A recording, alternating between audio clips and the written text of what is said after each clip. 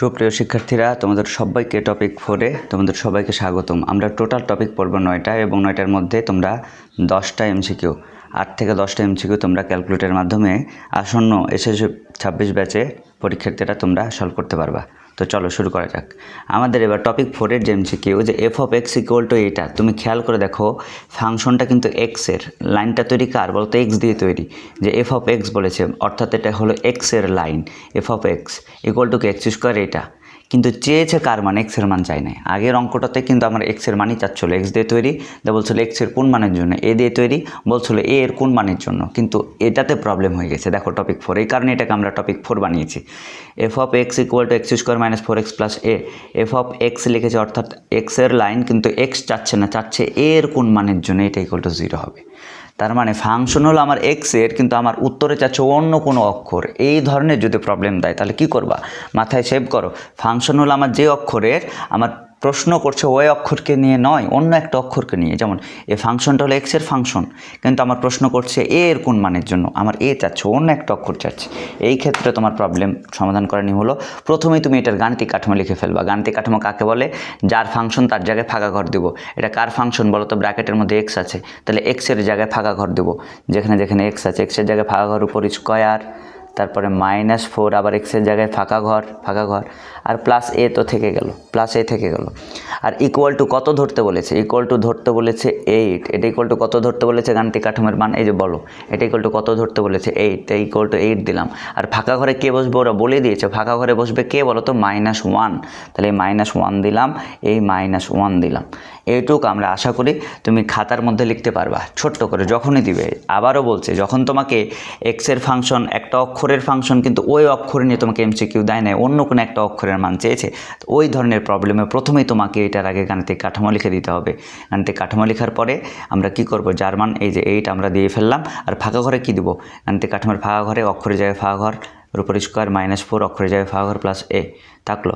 এবার ফাঁকা ঘরে কী দেবো বলো তো? -1 দেবো। -1 দিয়ে এখন এই বিষয়টা, এটা কিন্তু একটা সমীকরণ, এটা একটা কী বলো তো? সমীকরণ। কোনো কিছু লাইনে যদি সমান চিহ্ন দিয়ে থাকে ওটা একটা সমীকরণ। তাহলে সমীকরণ, এখন আমরা ক্যালকুলেটারে সমীকরণ তুলব। চলো আমরা ক্যালকুলেটারে সমীকরণটা তুলে ফেলি। সমীকরণ তোলার নিয়ম কিন্তু আলাদা। সমীকরণ খালি তুললেই হয় না, ওটাকে সেভ করা লাগে। এটা একটা সমীকরণ, কারণ এই লাইনের মধ্যখানে সমান চিহ্ন আছে, সমান চিহ্নের বাম দিকে ডান দিকে কিছু কিছু থাকলে এটা একটা সমীকরণ। ওকে, এখন এই সমীকরণটা তোমার ক্যালকুলেটারে তুললে হবে না, সেভ করা লাগে। আগে তুলি, ব্র্যাকেট দিলাম, তারপরে কি দিলাম বলো তো? -1, ব্র্যাকেট কি দিলাম? ক্লোজ। উপরে কত? স্কোয়ার, তারপরে -4, এরপর ব্র্যাকেট আবার দিলাম, -1 দিলাম, -1, ব্র্যাকেট ক্লোজ, তারপরে প্লাস এ, প্লাস এই একে আমরা তা তুলতে পারবো না। একে আমরা কি ধরবো বলতো? এক্স ধরবো। একে আমরা কি ধরবো? আলফা দিয়ে এক্স। এরপরে আমরা সমীকরণ তুলবো না, সমীকরণের কি তুলবো বলো তো? সমান। সমীকরণের সমান, এটা কিন্তু নর্মাল এই সমান নয়, এই সমান কিন্তু নয়, এটা হলো সমীকরণের সমান। সমীকরণের সমান তুলতে হলে তোমাকে আলফা দিয়ে ক্যাল ক্লিক করা লাগবে, কারণ ক্যালের মাথাতে লাল অক্ষরে একটা কি সমীকরণের চিহ্ন আছে, তার মানে সমানের চিহ্ন আছে। তার মানে আলফা দিয়ে ক্যাল ক্লিক করলে তোমার কি উঠবে? লাইনের সমীকরণ উঠবে। সমীকরণ সমান উঠে গেছে। সমান সমান কত বলো তো? 8। দেখো পুরো লাইনটা উঠে গেছে। তাহলে সমীকরণের সমান আমরা কেমনে তুলি?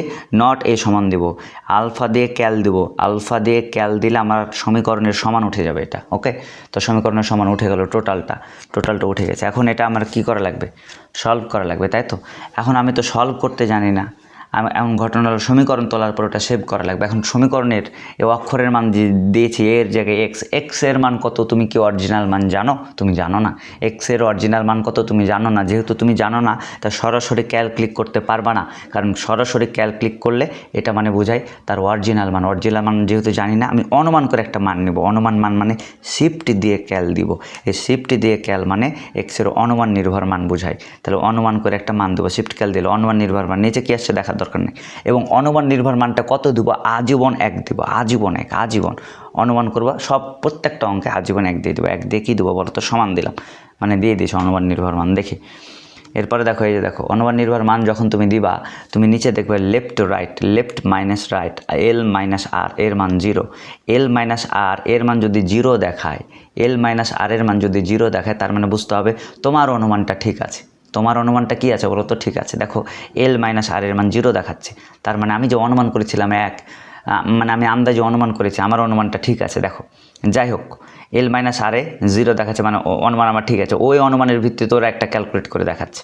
ওরা ক্যালকুলেট করে কী দেখাচ্ছে, তার উপরে দেখো এক্সের মান কত 3, এক্সের মান কত, এক্সের মান কত দেখাচ্ছে বলো তো 3। এক্স বলতে আমার কাছে কী বলতো এখানকার এ, তাহলে এ এর মান 3। এই প্রবলেমটাতে এ এর মান কত বলো তো 3। আশা করছি তোমরা পারবা, একটু দেখবার চর্চা করবো। ওকে, তাহলে কী করব, যে আমার যে অক্ষর দিয়ে তৈরি ওই অক্ষরের উপর যদি কোশ্চেন না থাকে, কোন অক্ষর উপর থাকে ওটার গাণিতিক কাঠামো লিখে দেবো। যেটা ধরতে বলেছে ধরবো, গাণিতিক কাঠামো ফাঁকা ঘরে যেটা বসাতে বলেছে বসাবো, আর এই অক্ষরটাকে এক্স ধরবো। এক্স ধরার পরে আমরা কী করবো বলো তো, সুন্দর করে এটা সমীকরণ হিসাবে তুলে ফেলবো। তুলে ফেলার পর কী করব, সমীকরণে আলফা দিয়ে ক্যাল দিয়ে আমরা সমান চিহ্ন দিই। তারপরে এটার মান কত যায় না, শিফট দিয়ে ক্যাল দেবো, 1 1 নির্ভর মান 1 দিয়ে ইকুয়াল দেবো। দেখবা লেফট রাইট জিরোর জন্য উত্তর পেয়ে গেছি। উত্তর উপরে লেখা আছে 3, তাহলে এটা উত্তর আমার কত বলো তো 3। আশা করছি পারবো। চলো টপিক 4 আমরা আরও একটা ছোট্ট একটা এমসিকিউ আমরা সলভ করে ফেলি। আবার দেখো এফ অফ এম মানে লাইনটা কার ফাংশন বলো তো, এম এর ফাংশন, কিন্তু প্রশ্নটা তোমার এমকে দিয়ে দেয়নি। প্রশ্ন আমার দিয়েছে কে এর কোন মানের জন্য এটা ইকুয়াল টু 0 হবে। তার মানে ঝামেলা হয়ে গেল না। আমার ফাংশনটা যে অক্ষর দিয়ে তৈরি, আমার এই লাইনটা তৈরি এফ অফ এম মানে এম দিয়ে তৈরি, কিন্তু আমার প্রশ্নটা এমকে নিয়ে দেয়নি, অন্য একটা অক্ষরকে নিয়ে দিয়েছি। অন্য একটা অক্ষরকে নিয়ে দিলে আমরা কি করব, এই লাইনের প্রথমে আগে আমরা গাণিতিক কাঠামো লিখে ফেলবো। আর গাণিতিক কাঠামো লিখতে আমরা জানি অক্ষরের জায়গায় ফাঁকা ঘর, অর্থাৎ এম এর জায়গায় ফাঁকা ঘর, এম এর জায়গায় ফাঁকা ঘর দিলাম, ফাঁকা ঘরের উপর কিউব, তারপরে কী লিখবো প্লাস কে, কে এর জায়গায় থাকলো আবার এম স্কোয়ার, এম এর জায়গায় ফাঁকা ঘর, ফাঁকা ঘরের উপর স্কোয়ার, -4m মানে -4 এম এর জায়গায় ফাঁকা ঘর, তারপরে -8। এই যে আমরা গাণিতিক কাঠামো লিখে ফেললাম। কে বাদে যত জায়গায় এম আছে এমের জায়গায় ফাঁকা ঘর দিয়ে ফেলবে, এটাকে বলি গাণিতিক কাঠামো। এই গাণিতিক কাঠামো সমান সমান কী ধরতে বলেছে বলো তো 0 দিলাম। এবং গাণিতিক কাঠামো কী দিতে বলেছে বলো তো, ফাঁকা ঘরে কী দিতে বলেছে -2, তাহলে এখানে দিলাম -2, এখানে দিলাম -2, এখানে দিলাম -2। এইটুকু আশা করছি তোমরা লিখতে পারবে। এটা লিখতে 2 সেকেন্ড লাগবে। এরপর আমরা কী করবো বলো তো, এই পুরা টার্মটা ক্যালকুলেটারে সমীকরণ হিসেবে তুলবো। সমীকরণ হিসেবে কেমনে তুলি, সমীকরণ হিসেবে আগে তুলবো তারপরে সেভ করবো। চলো আগে তুলে ফেলি। ব্র্যাকেট দিলাম, ব্র্যাকেট -2 দিলাম, -2 ব্র্যাকেট ক্লোজ। ওপরে ঘন, তাহলে ঘনর সূচক হলো এটা, ঘন উপরে কত দেবো বলো তো 3। তাহলে উপরে 3 টিক বা থেকে 100 নিচে নামাইতে হবে। এবার বলো তো 3 দিয়েছি। এরপর দিব বলো তো কি প্লাস, তারপরে কি কে মানে হলো আলফা দিয়ে বাটন, আলফা দিয়ে কী দেবো বলো তো, আলফা দিয়ে ব্র্যাকেট মানে এক্স দেবো, কে মানে এক্স। ওকে, তারপরে কী দেবো বলো তো ব্র্যাকেটে আবার কী দেবো বলো তো -2, এই -2 ব্র্যাকেট ক্লোজ, ওপরে স্কোয়ার দেবো, স্কোয়ার দিলাম। তারপরে কী দেবো বলো তো -4 স্কোয়ারের জন্য টিক বাতে নিচে নামাইতে হয় না। এবার ব্র্যাকেট দিলাম, তারপরে কী দেবো বলো তো -2 দিলাম, -4 ব্র্যাকেট -2 ব্র্যাকেট ক্লোজ। তারপরে কী দেবো বলো তো -8, তারপরে কী দেবো সমান দিয়ে 0। এই সমীকরণের সমান জন্য আলফা দিয়ে ক্যাল দেওয়া লাগবে, কারণ ক্যালের মাথাতে লাল অক্ষর এ সমান আছে, তার মানে এই কাজ করাইতে হলে তাকে আলফার লাল অক্ষর মারা লাগবে। আলফা দিয়ে ক্যাল সমান দিয়ে কী দেবো বলো তো 0 দেবো। আমার টোটালটা সমীকরণ উঠলো। এখন এই সমীকরণটা সেভ করবো কীভাবে, সমীকরণের অরিজিনাল মান জানি না, অরিজিনাল মান জানলে আমরা ক্যাল দিতাম। যেহেতু আমি অনুমান দিয়ে সেভ করবো তাই শিফট দিয়ে ক্যাল দেবো।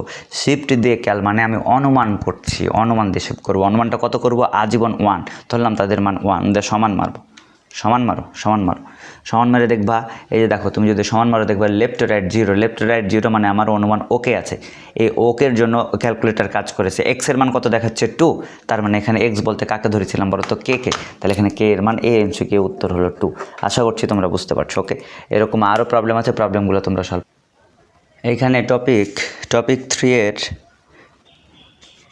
4 এর আমাদের এখানে কি বলো তো, আরও 2টা প্রবলেম দেওয়া হচ্ছে। 2টা প্রবলেম তোমরা সলভ করবে। লেখা আছে g of x equal to kx square -3x হয়, তবে কে এর কোন মানের জন্য g of -1 ইকুয়াল টু 0 হবে। দেখো লাইনটা কিন্তু এক্সের লাইন, কিন্তু প্রশ্ন দিয়েছে কে এর উপর, তাহলে এটা গাণিতিক কাঠামো লিখবো এবং গাণিতিক কাঠামো ইকুয়াল টু 0 ধরবে এবং গাণিতিক কাঠামো কি বসাবো -1। টোটাল সমীকরণ দিয়ে সমীকরণটা সেভ করলেই দেখবে তোমার উত্তর চলে আসছে। ওকে, অনুমান দিয়ে সেভ করলে উত্তর চলে আসবে। আবার এটা আমরা কি করব, দেখো এফ অফ এক্স লাইনটা হলে এক্স দিয়ে তৈরি, কিন্তু কে এর কোন মানের জন্য, আমার এক্সের উপর শর্ত দেয়নি, বলেছে কে এর কোন মানের জন্য এটা 0 হবে। তাহলে এটা গাণিতিক কাঠামো লিখবো, গাণিতিক কাঠামো লেখার পর গাণিতিক কাঠামো -2 দিব, ইকুয়াল টু 0 ধরবো।